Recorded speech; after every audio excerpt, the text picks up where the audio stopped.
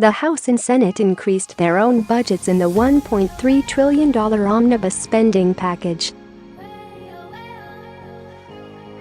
The Senate increased its total salaries of officers and employees by $12.6 million in the 2,232-page bill that lawmakers had fewer than 48 hours to read and vote on. The bill avoids a government shutdown that would take place at midnight on Friday. Aside from giving their own institutions a bonus, the omnibus also gives away millions to prevent elderly falls, promote breastfeeding, and fight excessive alcohol use. The legislation increases the Senate budget to $919.9 million, up $48.8 million from fiscal year 2017, according to the congressional summary of the bill.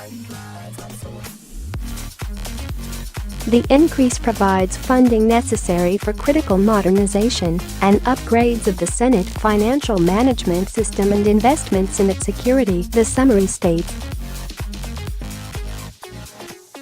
Meanwhile, the House of Representatives increased its budget to $1.2 billion, which is $9 million above 2017 levels. Salaries of staffers in the Senate are also set for an increase. Division I of the legislation breaks down the total salaries of officers and employees, which are being raised from $182 million in 2017 to $194.8 million in the final bill, an increase of $12.58 million. The Senate also increased its expense account, as expense allowances are going from $177,000 to $192,000, an increase of $15,000. The House, however, kept its budget for salaries the same at $22.3 million and lowered expenses by $4 million. Committee offices got an increase of $22.9 million in salaries, from $181.5 million in 2017 to $204.4 million in the final bill.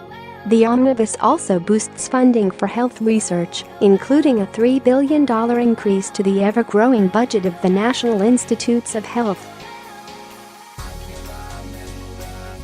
Healthcare spending in the omnibus includes $4 million to combat excessive alcohol use through a CDC prevention and health promotion program.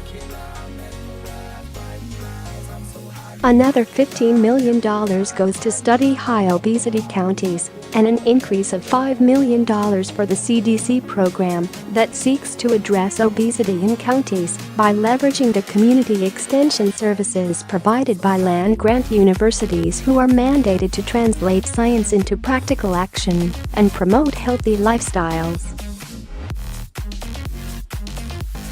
The bill also spends $2.05 million to prevent elderly falls and $8 million in the form of breastfeeding grants.